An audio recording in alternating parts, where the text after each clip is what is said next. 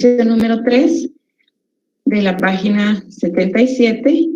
Este ejercicio habla de la producción de paletas grandes, medianas y pequeñas, y realizamos el planteamiento. Posteriormente,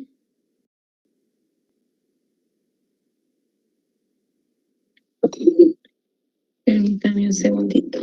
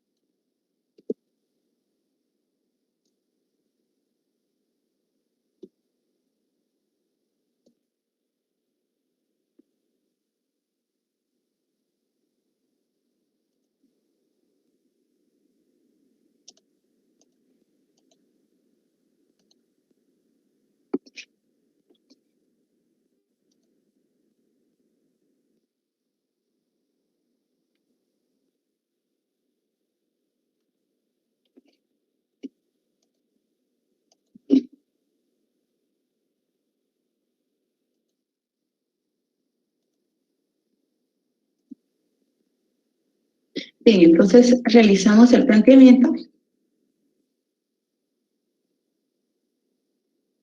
y posteriormente verificamos si todo estaba en la misma unidad de medida.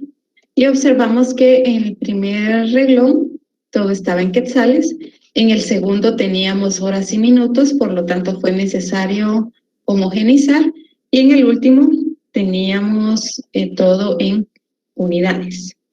Posteriormente, conformamos nuestro sistema de ecuaciones.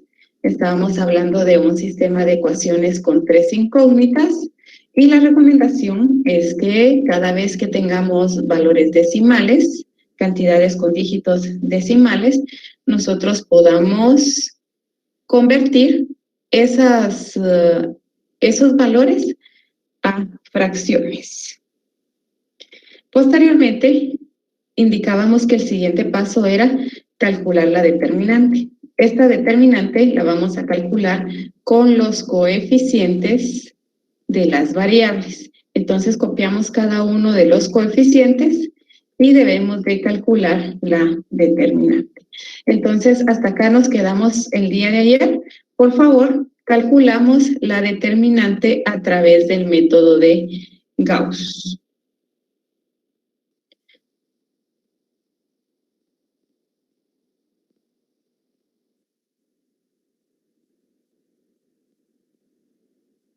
Les voy a dar 2 minutos para que puedan calcular la determinante a través de Gauss.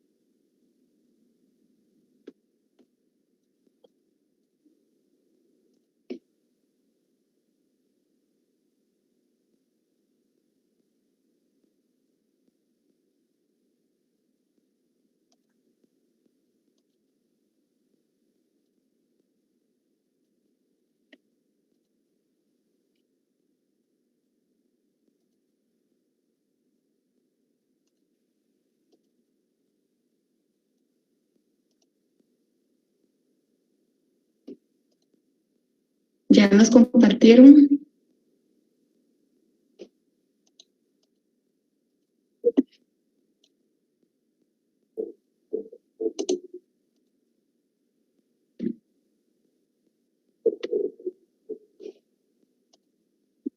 Ya nos compartieron el valor de la determinante.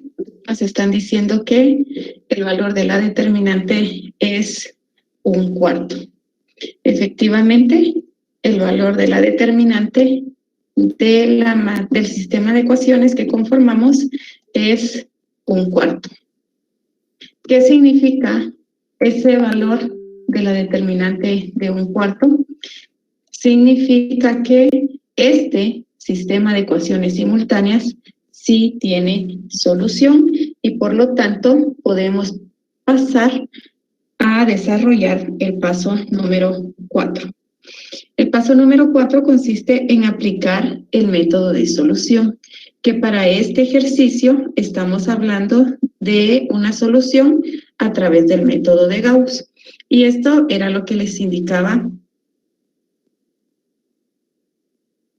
Y esto era lo que les indicaba en la clase de ayer, que si nos dice que resolvamos un problema a través de Gauss y solo nos indica que a través de Gauss, eso significa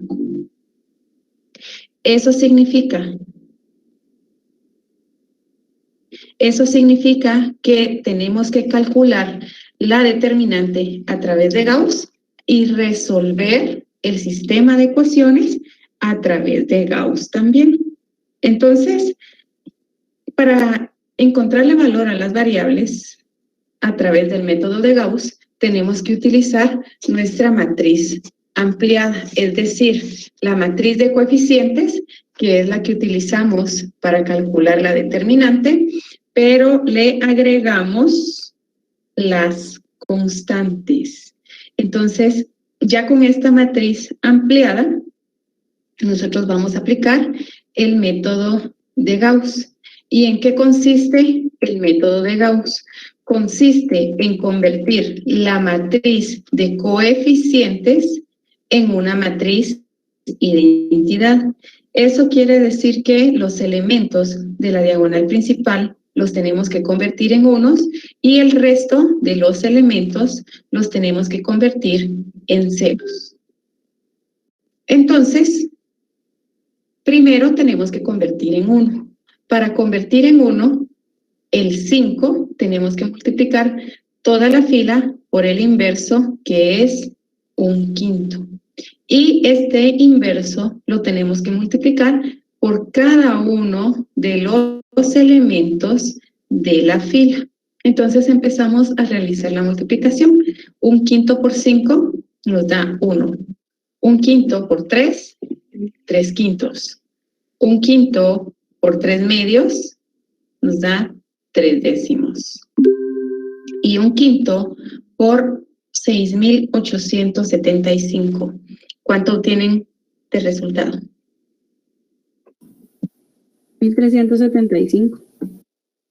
Muchas gracias. 1.375.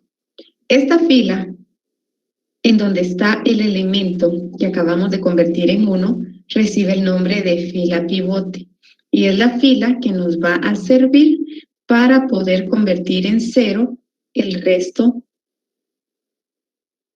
de los elementos.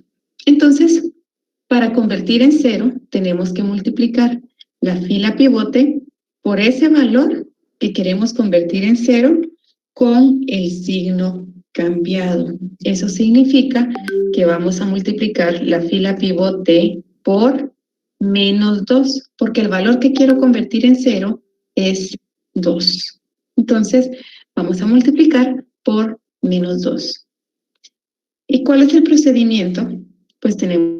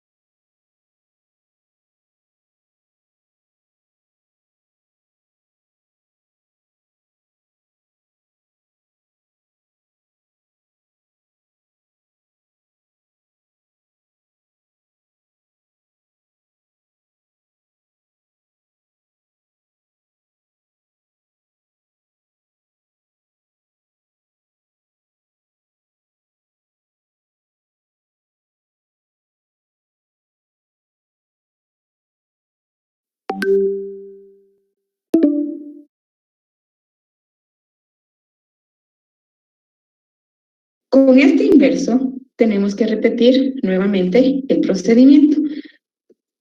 Vamos a multiplicar la segunda fila por el inverso del valor que queremos convertir en 1 y vamos a obtener los resultados para una nueva matriz.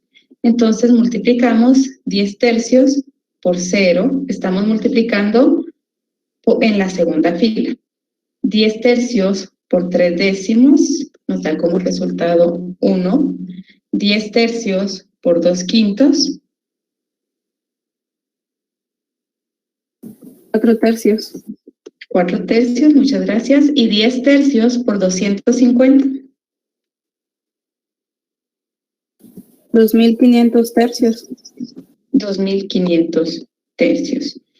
Nuevamente, esta fila en donde está el elemento que acabamos de convertir en 1 se llama fila pivote y nos va a servir para convertir en 0 el resto de los elementos.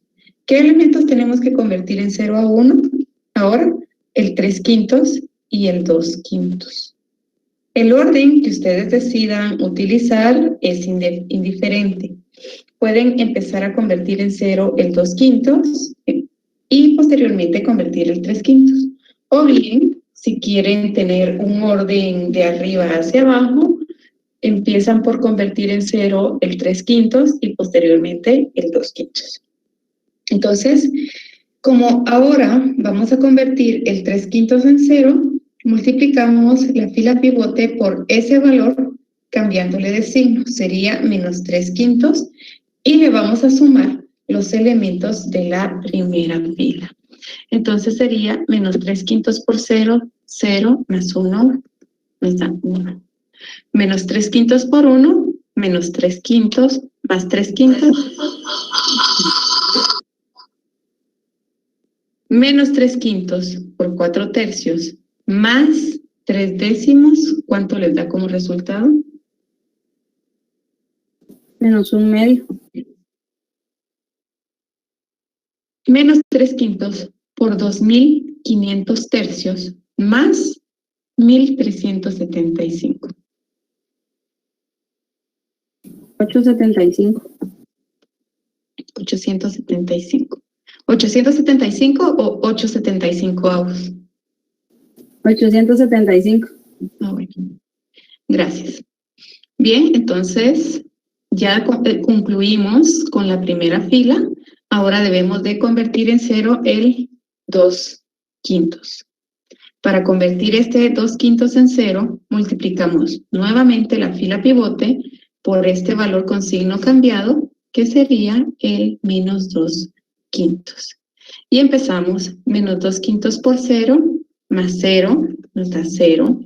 Menos 2/5 por 1, más 2/5, 0. Menos 2/5 por 4/3, más 7/10. 1/6. Y finalmente, menos 2/5 por 2.500 tercios, más 375.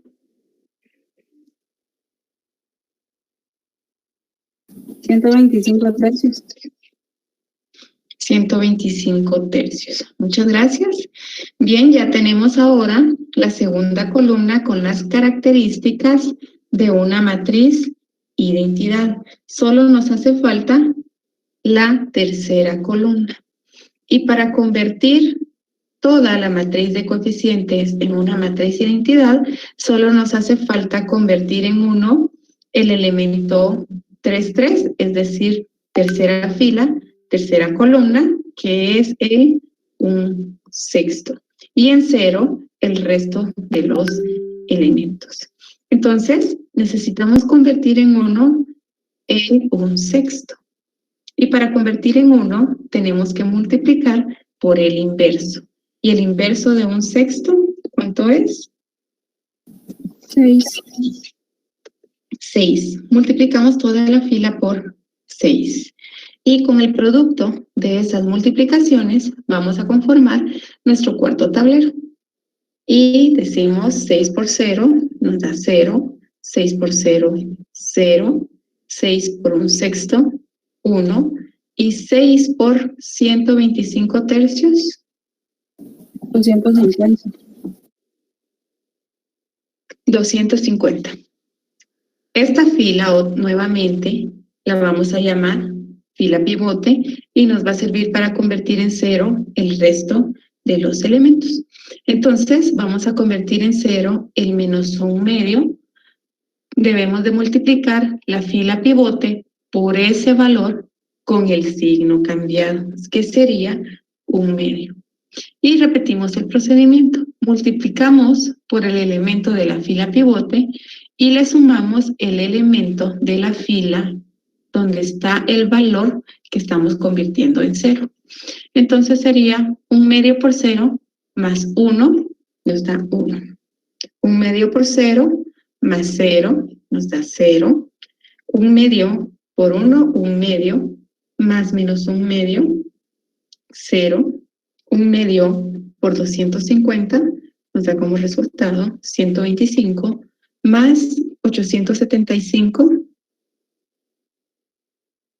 tenemos como resultado 1000. Ya convertimos el menos 1/2 en 0, ahora debemos de convertir en 0 el 4/3. Multiplicamos la fila pivote por ese valor con el signo cambiado, que sería menos 4 tercios. Y sumamos la cantidad correspondiente que se ubica en la segunda fila. Menos 4 tercios por 0, más 0, nos da 0. Menos 4 tercios por 0, 0, más 1, 1. Menos 4 tercios por 1, menos 4 tercios, más 4 tercios, 0.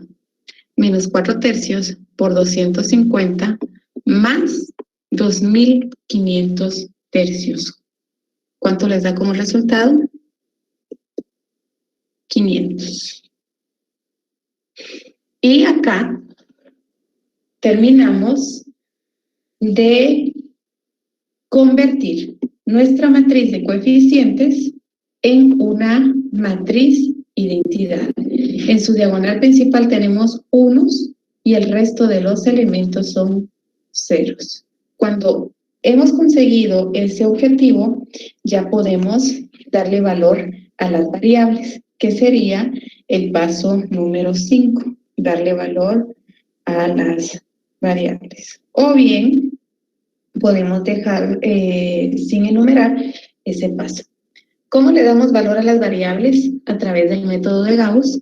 Nos ubicamos en la columna de las variables y buscamos la ubicación del 1. Entonces, encontramos el 1 y posteriormente recorremos hacia la constante y encontramos el valor de la variable. Para este ejercicio, el valor de X es de 1000.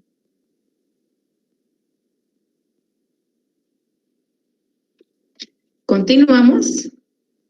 X tiene un valor de 1000.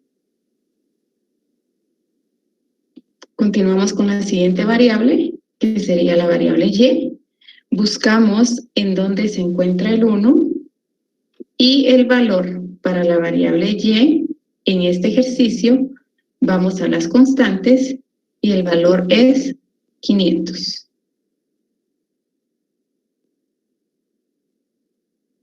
Ahora vamos con Z. Nos ubicamos en la columna de la variable Z. Buscamos la unidad y posteriormente vamos a las constantes, que es el valor de Z, 250.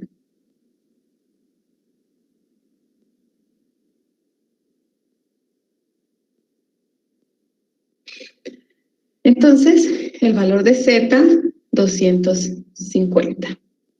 ¿Dudas del procedimiento? No. ¿No hay dudas? Licenciada, yo sí tengo una consulta. Si hablamos del mismo ejercicio y nos pidieran que utilicemos la regla de Kramer por Sarrus, ¿cómo sería hablando siempre con el mismo ejercicio? Usted tiene, si fuera a través de Sarrus, usted tiene acá su matriz. Vamos acá. Entonces usted calcula la determinante a través de Sarrus. Agrega las dos primeras columnas al lado derecho y calcula la determinante. Y le va a quedar menos un cuarto igual. Posteriormente, vamos a la solución. Está diciendo Kramer a través de Sarrus. Entonces, tenemos nuestra matriz ampliada. Y para buscar el valor de X, sustituimos los valores de la columna de X por las constantes y ya con esa matriz usted aplica Sarrus. Luego vamos con Y, sustituimos los valores de Y por las constantes y con esa nueva matriz aplica Sarrus y con Z sustituye los valores de Z por la constante y con esa nueva matriz utiliza Sarrus. Es decir, si les dice Kramer a través de Sarrus, tiene que utilizar Sarrus para todas las determinantes.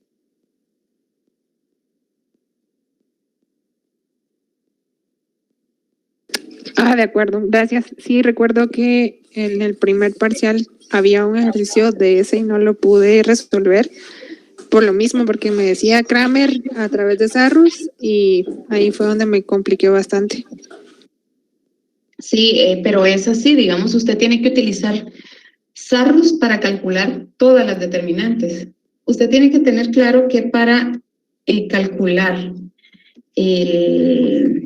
para hacer uso de Kramer,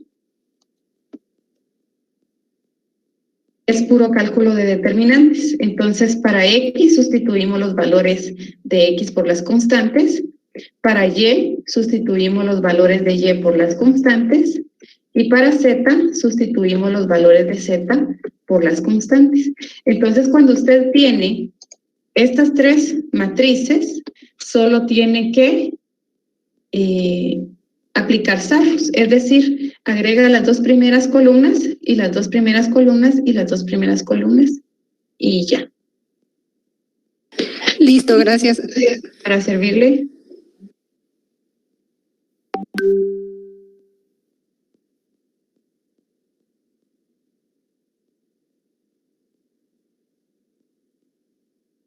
¿Alguna otra duda?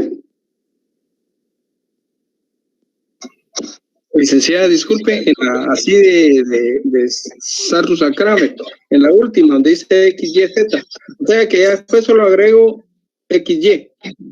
Sí, agrega XY, la columna aquí de X y Y. Sí, y y ya. ahí empiezo a hacerlo así para sacarle el valor, ¿vale, licenciada? Sí, así es. Ya. Gracias, oye. Para servirle. ¿Alguien más? Sí, dígame. Clic, eso fuera si el ejercicio pidiera Kramer y Sarrus. Sí. Si no pidiera, lo hacemos por el medio de Gauss. Es que siempre les va a decir Kramer Sarrus, Kramer Gauss, o les va a decir solamente Gauss. Gracias. ¿Cofactores? Cofactores no evaluamos. Gracias, Lica. En el examen no se evaluó cofactores.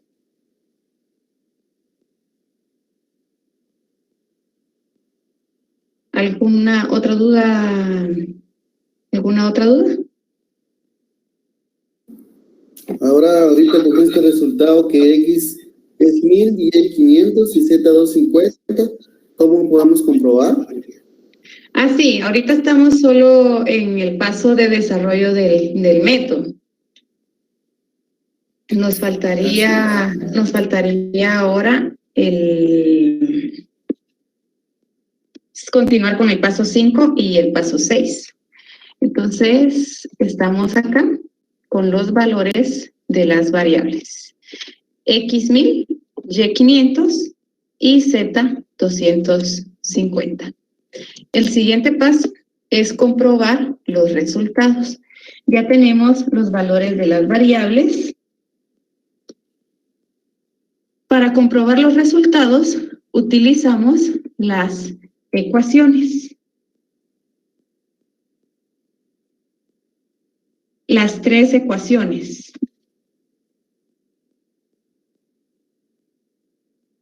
Y solo tenemos que sustituir los valores de las variables en cada una de ellas. En la primera ecuación nos quedaría 5 multiplicado por X, que es 1000, más 3 multiplicado por Y, que es 500, más 3 medios multiplicado por Z, que es 250. Y el producto, la sumatoria de esos productos, nos tendría que quedar 6875. Realicen la operatoria y me indican si eso les queda.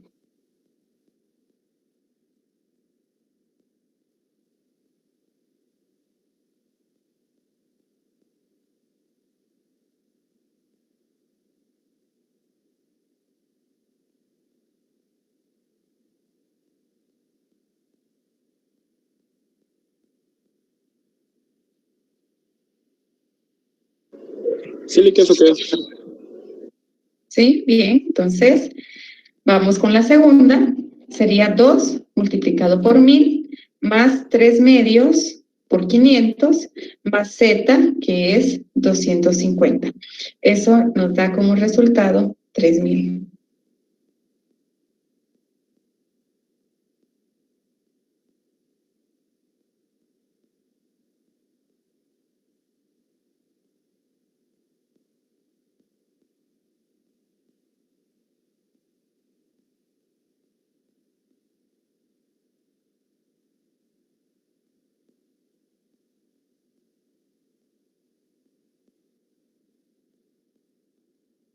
¿Y qué se da? Les quedó también 3000 igual a 3000. Les tiene que quedar exactamente la misma cantidad y por eso es la recomendación que debemos de trabajar con fracciones. Y la última, x más y más z, nos tiene que quedar igual a 1750. 1000 más 500 más 250 nos queda 1750.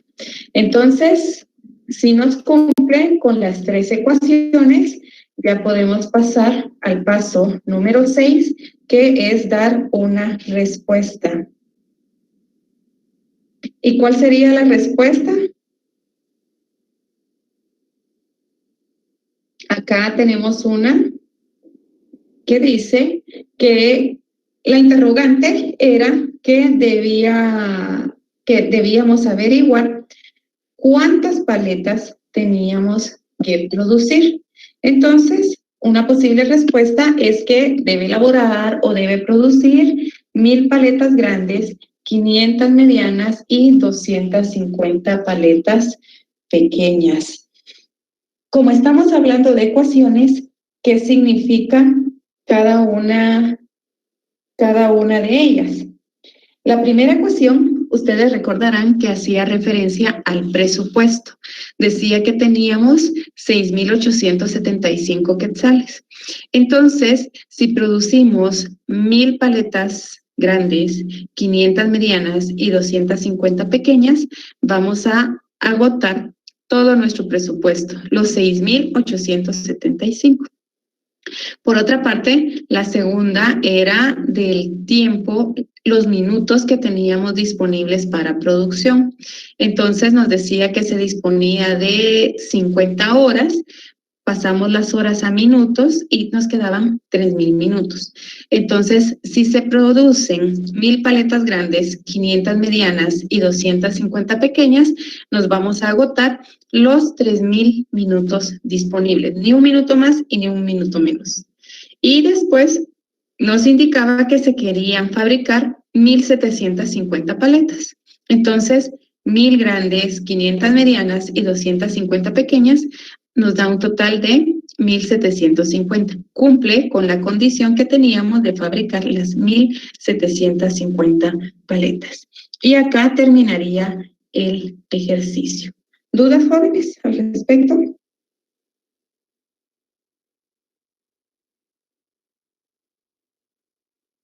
¿Dudas? Licenciada, perdone, ¿podría regresar a la diapositiva anterior?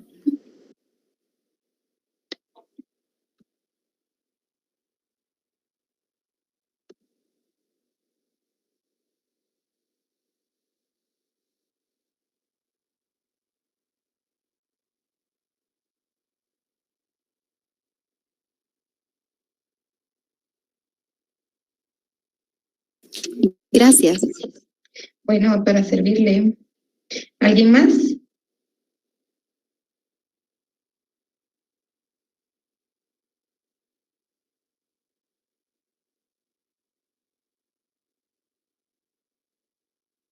¿Nadie más?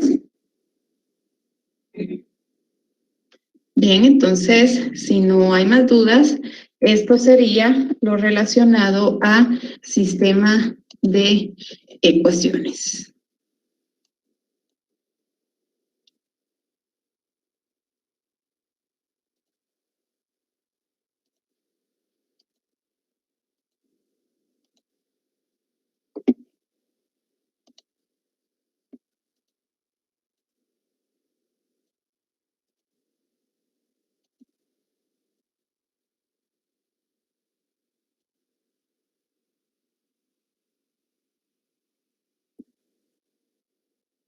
Vamos a pasar ahora al siguiente tema, que son los modelos de programación lineal. Estos modelos de programación lineal tienen cierta similitud a las ecuaciones simultáneas, cierta similitud. No son iguales, pero sí tienen cierta similitud en cuanto al análisis para realizar el planteamiento. Los pasos varían entre ambos métodos. Sin embargo, el análisis es prácticamente en un 80% o 90% es el mismo que debemos de realizar. Entonces, vamos a empezar a hablar de los modelos de programación lineal. Esto también se conoce como investigación de operaciones. Para empezar, pues tenemos que tener presente que estamos hablando de modelos. Y si hablamos de un modelo es una representación de la realidad. Y tenemos infinidad de modelos. Por ejemplo, los arquitectos utilizan mucho lo que son los modelos físicos, porque ellos hacen maquetas representando el diseño de un proyecto que van a realizar. Entonces, un arquitecto hace uso de estos modelos para presentar el proyecto. Por ejemplo, si es un condominio, presentan todo en miniatura para que los inversores tengan una idea de cómo será ese proyecto en la realidad. Entonces, hay distintos tipos de modelos. Este que les acabo de mencionar es un modelo físico, pero también están los modelos icónicos y dentro de los tipos de modelos también podemos encontrar los modelos simbólicos y los analógicos. Entonces, dentro de los modelos analógicos encontramos lo que son los modelos matemáticos. Y los modelos matemáticos son los que desarrollamos en la programación lineal. Entonces, otra definición de modelo nos indica que es una representación explícita y externa de parte de la realidad, de cómo la ven las personas que desean usar el modelo para entender, cambiar, gestionar y controlar dicha parte de la realidad. Dependiendo del tipo de modelo, así va a ser la clasificación que tengamos, desde los más sencillos y difíciles de replicar hasta los más complicados y más sencillos de replicar. Los modelos físicos son de baja utilidad, porque realmente los arquitectos utilizan la maqueta una sola vez para poder presentar su proyecto y después ya no la utilizan más, a no ser que la quieran tener ahí un tiempo como en exposición, pero de ahí ya no tiene ninguna otra función. Y son difíciles de replicar porque para elaborar una maqueta se requieren muchas horas de trabajo y es un trabajo bastante costoso. A diferencia de los modelos analógicos y los modelos simbólicos, estos modelos son con un nivel de dificultad más elevado para la comprensión, pero su aplicación o su replicación es mucho más sencilla, tienen una mayor utilidad. Entonces, hay 3 ámbitos de utilidad de los modelos en la investigación de operaciones. Acá nos vamos a centrar, como les indicaba, en los modelos analógicos. Y hay son 3 ámbitos de utilidad. Primero, para aprender y entender. Tenemos un problema de la vida real y tenemos que comprender por qué es que está sucediendo ese problema. Entonces, después de que nosotros entendemos o comprendemos qué es lo que está pasando, tenemos que implementar o desarrollar ese modelo para posteriormente tomar decisiones. Entonces, estos tres ámbitos son en los cuales nosotros aplicamos los modelos en la vida real. Nos vamos a centrar en los modelos matemáticos, que son los modelos de programación lineal. Y al hablar de programación lineal, hablamos de que es la herramienta básica más utilizada dentro de la investigación operativa. Esto porque existe infinidad de lugares o de situaciones en las cuales nosotros podemos aplicar estos modelos debido a la simplicidad de su implementación.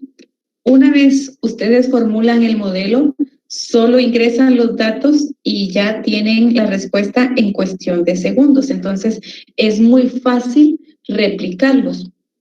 Y como les mencionaba, los podemos implementar en infinidad de situaciones. Y de hecho, muchas compañías, grandes compañías, utilizan los modelos de programación lineal para poder optimizar sus recursos. Una de estas compañías, bueno, de hecho es una de las compañías que empezó a trabajar con los modelos de programación lineal, es una compañía aérea. Y esta compañía lo que quería era optimizar sus recursos. Pero cuando hablamos de optimización, solo podemos perseguir uno de dos objetivos. O maximizamos o minimizamos. No podemos maximizar y minimizar en el mismo modelo. Entonces, esta compañía lo que quería era minimizar sus costos de operación. Y para poder elaborar su modelo, nosotros los vemos acá de manera muy sencilla, problemas muy básicos, pero en la vida real nosotros no nos vamos a encontrar con 3 variables y no nos vamos a encontrar con 3, 4 restricciones. En la vida real tenemos infinidad de variables e infinidad de restricciones que debemos de considerar para poder utilizar estos modelos. Esta compañía aérea trabaja con alrededor de 2,000 variables y más de 3,000 restricciones. Imagínense ustedes esa cantidad de variables y ese número de restricciones. Pero como todo es ya computarizado, entonces existen programas estadísticos, incluso si quieren empezar como desde lo más básico, existen complementos de Excel que nos permiten darle solución a problemas solo con ingresar los datos. Entonces, lo que se busca es optimizar un objetivo, ya sea maximizar o minimizar. Esta compañía aérea tiene que considerar entre sus variables, por ejemplo, los tipos de aviones con los que cuentan. Los aviones están por marca, por tipos, por capacidades, entonces tiene todo su tipo de aviones. Entre las restricciones pueden contar con el número de personal, la cantidad de combustible que puede almacenar el depósito del avión, por ejemplo, el tiempo que hace escala un avión en un país, también el número de asientos que contiene cada uno de los aviones, y así pudiésemos enumerar infinidad de restricciones que debieran de considerarse. Entonces, estos modelos de programación lineal dice que tienen origen en la planificación de las actividades que se realizan en una organización, y puede ser una fábrica, un hospital, una compañía aérea, también una entidad pública, siempre y cuando nosotros tengamos un objetivo que optimizar, podemos aplicar los modelos matemáticos. Y para eso nos tenemos que realizar 3 preguntas, y estas 3 preguntas son fundamentales. ¿Cuál es el objetivo? ¿Qué es lo que perseguimos con la aplicación del modelo? Podemos perseguir maximizar o bien podemos perseguir minimizar. Posteriormente, debemos de identificar cuáles son las variables de decisión que van a participar en nuestro modelo y, en tercer lugar, cuáles son esas restricciones. Entonces, considerando esas tres preguntas, prácticamente constituyen el primer paso para resolver un modelo de programación lineal. El primer paso consiste en identificar el objetivo, las variables y las restricciones. Y al igual que con las ecuaciones, con los sistemas de ecuaciones, si identificamos equivocadamente nuestro objetivo, todo lo demás estará equivocado. Entonces, imagínense ustedes la magnitud de la importancia que tiene realizar un adecuado análisis.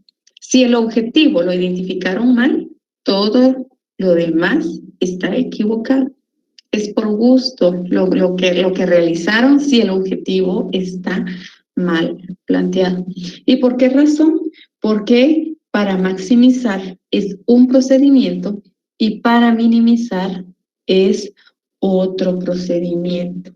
Entonces, siempre mucho ojo con esto. Estas tres preguntas son fundamentales. Un segundo paso es el planteamiento del problema. Y ese planteamiento del problema lo vamos a realizar siempre haciendo uso de una tablita de doble entrada, al igual que con las ecuaciones. El tercer paso ya es la definición de la función objetivo, es decir, si nuestro objetivo es maximizar, nosotros vamos a definir ese objetivo, pero ya de manera matemática. Y el cuarto paso es la definición de las restricciones como inecuaciones. Acá vamos a estar hablando de desigualdades. Ya no vamos a utilizar el signo igual, sino que vamos a sustituir el signo igual por el mayor o igual o menor o igual. Por eso vamos a trabajar con inecuaciones. Y el quinto paso, bueno, acá hay mucho más, hay más pasos, pero el quinto prácticamente consiste en aplicar el método de solución. Tenemos dos métodos. Uno es el método gráfico, que es el que utilizamos cuando tenemos dos variables. Y el otro es el método simplex. El método simplex lo utilizamos cuando tenemos tres o más variables. Entonces, el objetivo, vamos a explicar cada uno de esos pasos.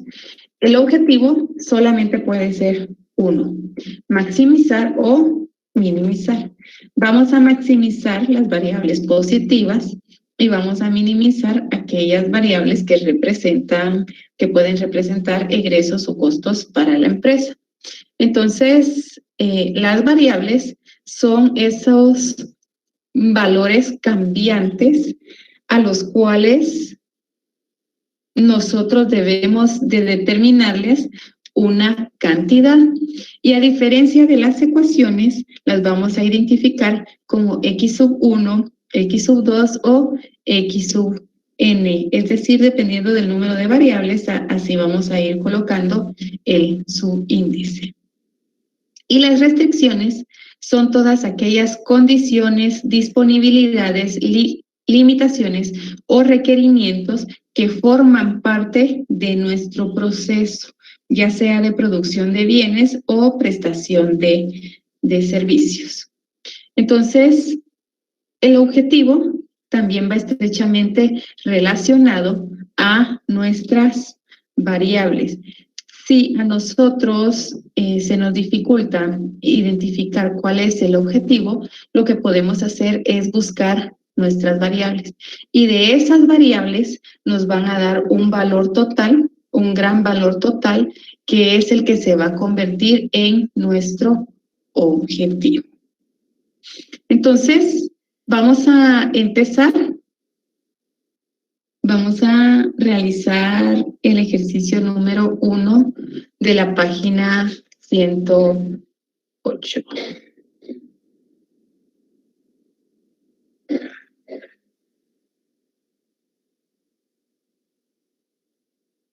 Bueno, entonces,